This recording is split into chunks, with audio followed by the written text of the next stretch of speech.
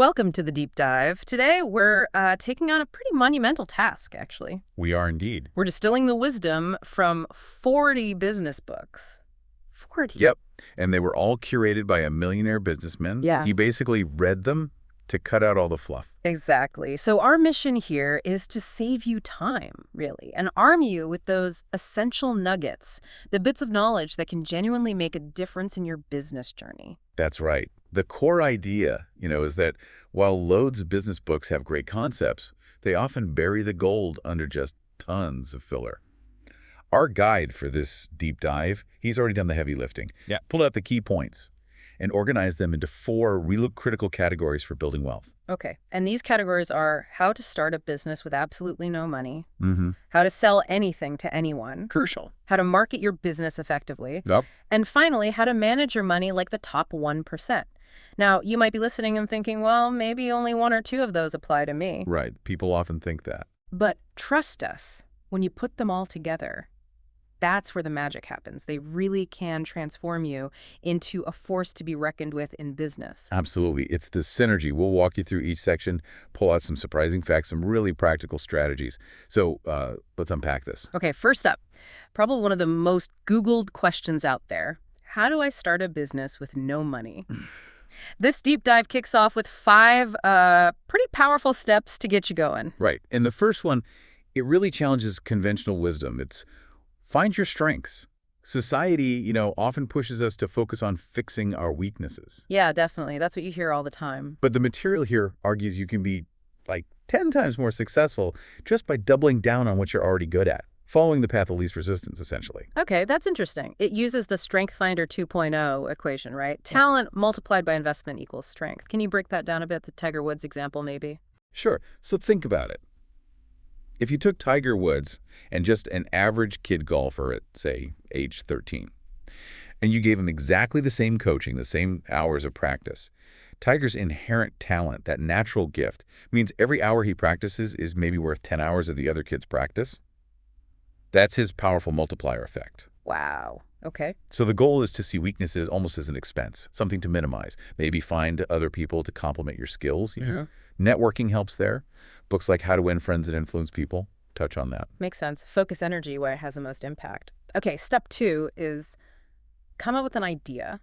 Once you know your strengths, it's crucial to pick a business idea where you actually have an advantage. Exactly, because companies that fail often just couldn't outrun the competition. They didn't have that edge. Right. And Peter Thiel, guy behind PayPal, involved with YouTube, LinkedIn, he talks about this in 0 to 1. He says billion-dollar ideas come from betting on a contrarian truth. A contrarian truth. What exactly does that mean? It's a real truth about how people will act in the future, but it's something they don't admit yet, or maybe aren't even aware of themselves. Okay, like Steve Jobs believing we didn't want keypads on phones when BlackBerry was dominating. Precisely. Or Uber thinking we'd happily get into a stranger's car. Or Netflix betting we'd just sit and binge watch shows for hours. All things that seemed crazy at first. Going against the grain like that, even if people doubt you, it carves out a huge advantage. Start with why. Yeah. Is suggested as a good book for getting into that kind of mindset, thinking differently. Got it. So strengths identified, contrarian idea solidified. Step 3, create a plan. You need a clear business structure, right? Otherwise, you're just Running around like a headless chicken. Exactly. So business model generation is mentioned here. It breaks down any business model into 9 essential building blocks. It's quite visual, developed by like 470 entrepreneurs, professors, CEOs. They really pushed for visuals over just dense text plans. A visual plan. I like that. Can you give us a quick example, maybe Timmy's Membership Builders? Sure. So Timmy's value proposition, what he offers is helping YouTubers build their own personal membership platforms, his customers, YouTubers with over 1 million subs. He reaches them via email, maybe DMs. Building relationships might start with doing some free work, offering discounts, giving value first. His revenue could be, say, a 10% cut of the membership fees. So if 10,000 members pay $5 a month, that's $5,000 for him. Right. Then you map out key resources, activities, partnerships. Maybe he needs a developer. And crucially, calculate the costs carefully. It's all there on one canvas. That makes it really clear. Okay, step 4 is building a minimum viable product, or MVP.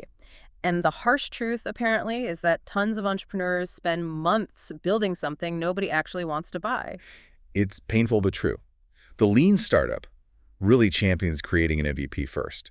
And the key thing, especially if you have no money, is that it doesn't even have to cost money. Doesn't have to cost money. How does that work? Like the Dropbox example. Exactly. The founder, Drew Houston, he made a fake video just demonstrating his file storage idea. His waiting list exploded, went from 5,000 to 75,000 people in just days. Wow. Just from a video. Yep. And then he used that clear proof of demand to get investors. Nowadays, you could even use AI to help create free MVPs. ChatGPT Millionaire is mentioned as a read on that angle. Okay, so the takeaway is crucial.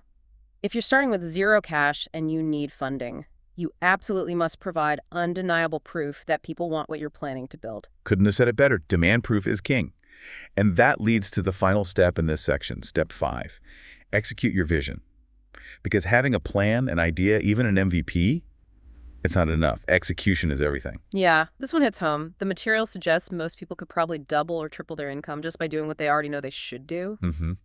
But they don't consistently put in the work. So how do we fix that? The 12-week year is mentioned. Right. It proposes breaking your year into 4 quarters, basically. Okay. And you treat each 12-week block as a full year. It forces you to confront your results every 3 months. No hiding. Ah, like Parkinson's law. Work expands to fill the time available. Exactly. You shorten the deadline. You increase the focus and intensity. Of course, this only works if you actually respect those deadlines. True. What about procrastination? For that, extreme ownership is recommended. It uses Navy SEAL tactics to build that hardcore discipline. Navy SEALs. Okay, intense. Yeah.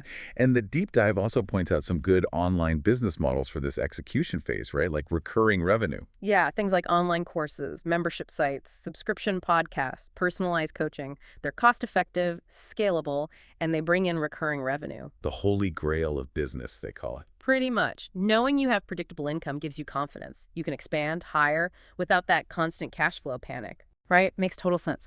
Okay, let's pivot. Section 2. How to sell anything to anyone.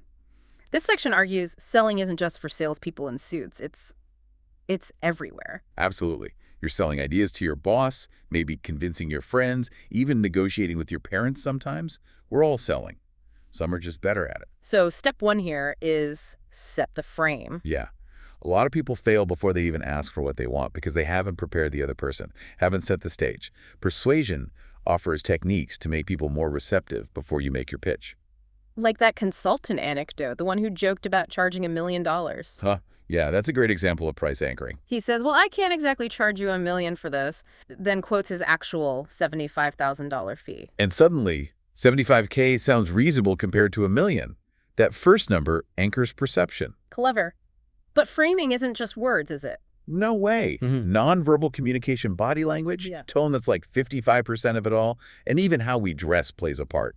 Style of the man gets into that. It's about the whole package. Okay, makes sense. Step 2, build rapport. The Art of the Deal talks about Donald Trump making 100 calls a day, just keeping connections warm. Those nurtured connections, it kept him top of mind, so when deals came up, people thought of him. How do we do that today? Not sure I can make 100 calls a day. Probably not. Today, it's more about personal branding on social media. Gary Vee talks a lot about this in Crushing It. Yeah. You increase those touch points, sharing valuable stuff, engaging, being present long before you ever try to sell. Because fundamentally, people do business with people they like and trust. Right. Build the relationship first. So frame set, rapport built. Step 3 is become more persuasive. To sell is human, says the best way is to attune with your prospect. What does that actually mean, to attune? It's about deep empathy, really understanding where the other person is coming from.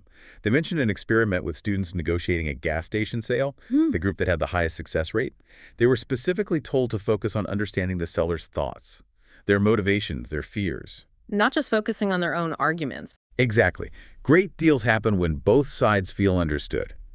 Pitch Anything points out that most people are way too focused on what they want, not what the prospect is thinking or feeling. Okay, that's a key shift. From me to them. Then, step 4, collaborate effectively. Never split the difference. Great book suggests turning negotiation into collaboration using calibrated questions. Yeah, these are usually open-ended questions, starting with what or how. They make the other person feel heard and involved in finding a solution. The ultimate one is maybe, how am I supposed to do that? Okay, give me an example, like the rent increase one. Right. Landlord raises rent to $1,700. Instead of arguing, you could genuinely calmly ask, How am I supposed to pay $1,700 a month when my Bridget allows for $1,500? The key is the tone, non-confrontational. It invites them to problem solve with you. Ah, clever. It makes it a shared challenge. Better small talk also talks about good questions, right? And the power of inquiry. Okay, finally, step 5 in selling. Closing the deal. The advice is never leave a conversation without a firm commitment. Sounds a bit puzzle. It doesn't have to be pushy. It's about clarity and maintaining momentum. Objections, the ultimate guide, recommends getting a micro commitment. A micro commitment. Yeah, getting the buyer to agree to one specific small action on a fixed date. So if they say, I'm busy, call me next week, you don't just leave it there. You might say, okay, totally understand. My week's looking pretty packed too. To make sure we connect, can we schedule that call right now? How about Friday at 3:30? Ah, makes it easy for them to say yes to that small step. Keeps the ball rolling. Exactly. Much harder to back out of a scheduled meeting. And of course, a little charisma never hurts, like Harvey Specter in Suits. Yeah. Though interestingly, the actor is apparently nothing like the character. Which suggests charisma isn't just something you're born with. The charisma myth explores how you can actually develop it. Good news for all of us. Definitely. All right, let's move on to marketing. How to market your business. Because, you could have the absolute best product in the world. But if nobody knows about it, what's the point? Exactly. This section covers 5 ways to market effectively. Step 1. Developing your unique selling proposition, USP. Basically, what makes you different? Right. Purple Cow argues that the real key to a business exploding is being remarkable. Worth remarking about. Yeah, I love that analogy. The book talks about the traditional 5 Ps of marketing: product, positioning, pricing, publicity, promotion. But it adds a 6th P, the purple cow itself. Imagine driving past fields of brown cows you barely notice, but a purple cow. You'd stop the car, take a picture, tell everyone. Exactly. Your business needs to be that purple cow. Something noteworthy, something people have to talk about. So how do you find your purple cow? You've got to dig deep. What makes your business truly unique? What do you do better than anyone else? What unexpected value do you offer? Think about those restaurants on TikTok using crazy unique dishes as their purple cows. Makes them instantly shareable. YouTube Secrets is suggested for learning about viral content. Okay, be remarkable. Got it. Step 2. Gather real-world data. And the big mistake here is just asking friends and family, right? Because they'll just tell you what you want to hear. Oh, absolutely. Blind encouragement kills more ideas than negative feedback. The Mom Test offers a fantastic solution. It's genius, really. Instead of asking, hey, Mom, here's my business idea, what do you think? Which guarantees a, that's wonderful, dear. Yeah. You ask about their life in the context of the problem your business solves. So for an online piano course, Don't ask if they like the idea. Ask, have you ever tried learning piano? What was hard about it? What did you try? Did anything frustrate you? Questions about their past experiences and problems. It makes it impossible, even for your mom, to just give you blind support. and it uncovers real needs. Helps find those blue oceans, low competition, high demand areas. Precisely, because you're grounding it in actual lived problems. Brilliant. Okay, step 3, establish your brand message. Big challenge here. People hate feeling like they're being sold to. So how do you capture attention without triggering that sales resistance? Building a story brand has a great framework for this. It suggests using a specific story structure in all your marketing. And here's the crucial part. You need a character for your story. But the character isn't your business. It's the customer. It's the customer. Because everyone sees themselves as the main character in their own story. Makes perfect sense. So how do you build that customer-centric story? First, make it super clear what the character your customer wants. Focus on universal desires, wealth, status, health, finding love, whatever fits. Then introduce a specific problem they face related to your product, usually an external problem, like can't play the piano well, and an internal struggle, like maybe I'm just not talented enough. Okay. Your business then enters the story as the guide, like Yoda or Mr. Miyagi. You share past success stories, testimonials, to build trust and authority. You give them a plan. So the customer is Luke Skywalker, and your business is Yoda. Exactly. It's the hero's journey, used in movies forever. It makes the customer the hero of your marketing. Copywriting Secrets is recommended for nailing this language. Love it. Okay, step 4 in marketing. Create upsells. Apparently, tons of businesses leave money on the table by not doing this. Huge amounts. .com Secrets teaches how to build what they call a value ladder. It's about offering progressively higher-priced, higher-value products and services to your existing customers. Like the dentist example. Starts with a checkup. Yep, checkup, then cleaning, maybe whitening, then a retainer, eventually cosmetic surgery. Yeah. Each step builds on the last. If customers have a great experience with your lower-priced offerings, they're much more likely to trust you and climb that ladder. And if you don't offer those next steps, They might go to a competitor to get them. You need to provide those options. Expert Secrets even outlines a perfect webinar model to upsell many people at once, but still make it feel personal. smart. Okay, final marketing step, number 5. Driving up demand. So if you've done everything else right, you should have good demand. But oversubscribed suggests limiting supply, increasing price. Seems counterintuitive. It does, but it can be incredibly powerful. Think about Rolex. Oh, yeah. The waiting lists. Exactly. You might wait years for a new one. And sometimes you never get the call because Rolex decides you're not the right kind of customer for that particular watch. Wow. That creates massive desire. Totally. It makes competition almost irrelevant. It gives you huge pricing power. Scarcity drives value. It ties into making things easy, the "don't make me think" principle for your website and message, but then creating exclusivity around the offer itself. Fascinating. Okay, last major section, and arguably the most critical for long-term survival, how to manage your money. Like the 1%. This is so important because you see so many people who are amazing at everything else, product sales, marketing, but they crash and burn because they can't handle the cash. It's tragically common. That statistic is sobering. 1 in 3 people earning over $100,000 a year are still living paycheck to paycheck. Crazy. So, step 1, monitor your finances. The total money makeover comes up here. While it's not just for business, the principles are key. The biggest takeaway for entrepreneurs is simple but vital. Keep a sharp eye on your numbers. Constantly. It's easy to let it slide though, right? You're busy putting out fires, chasing sales. Absolutely. Yeah. Financial laziness is way sneakier than, say, physical laziness. You don't see it staring back at you in the mirror every morning. So what's a quick reality check for a business owner listening? Ask yourself this. If all your revenue stopped dead tomorrow, could your business survive for at least 3 months on the cash you have? Oof. If the answer is no, you're financially out of shape. That's your emergency buffer. Okay, sobering but necessary. Step 2, remain profitable. Now, I might think being profitable is the same as being financially stable, but the deep dive says they're different. How so? Because many ambitious entrepreneurs fall into a trap. They get sales and immediately pump all that revenue back into growth. Hiring, marketing, new equipment. Expenses shoot up, often faster than sales, and they never actually bank any profit. Right? Then, if sales dip even slightly, those high fixed costs start bleeding the business dry. They were growing, but never truly profitable. So what's the fix? Profit first. Exactly. It urges entrepreneurs to flip the script. The traditional formula is sales expenses equals profit. Profit first says it should be sales profit expenses. Take the profit out first. Yes. Decide on a percentage of every single sale that goes directly to a separate profit account. Untouchable. Then you're forced to run the business on what's left. It forces efficiency. You might be amazed how lean you can run when you have to. Wow, that's a powerful mental shift. Okay, step 3, plan for taxes. You mentioned a crazy statistic earlier. The average U.S. taxpayer spends over $500,000 in taxes over their lifetime. Estimate $524,500. Yeah.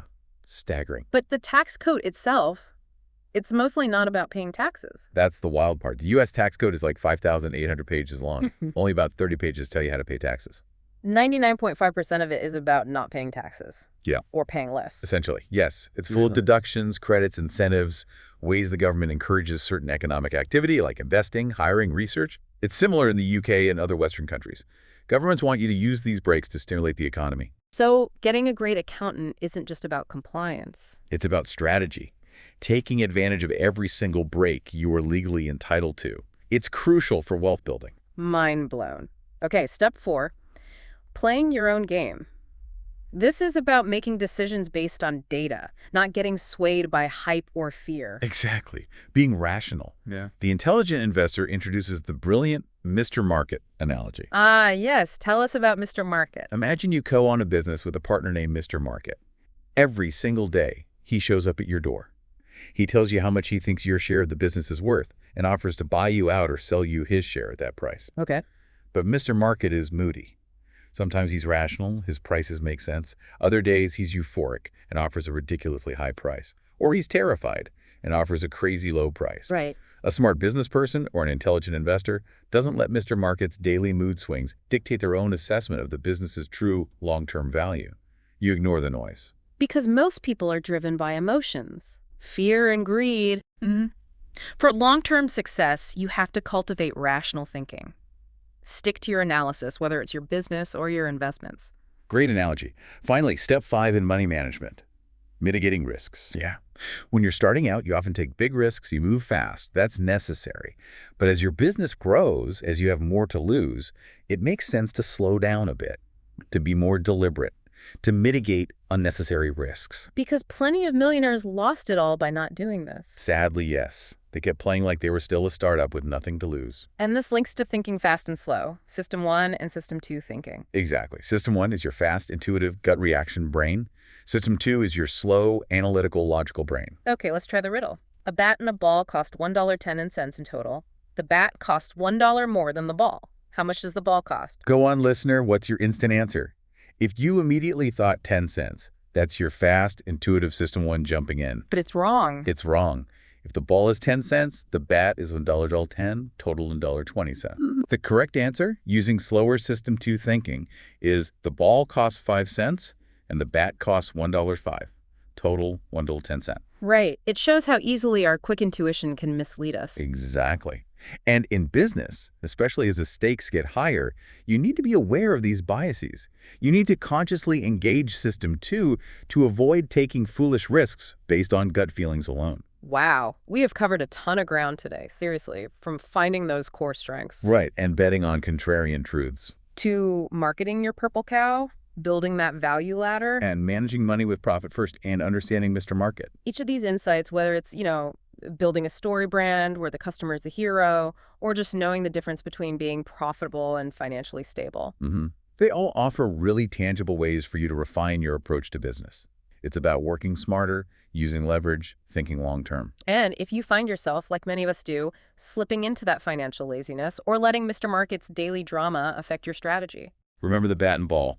Our brains love shortcuts, but real, sustainable success often needs that slower, more deliberate, analytical thought process. So maybe as you integrate these principles, ask yourself, how could embracing something counterintuitive, like focusing only on strengths or taking profit before expenses, how could that fundamentally change your next big business move?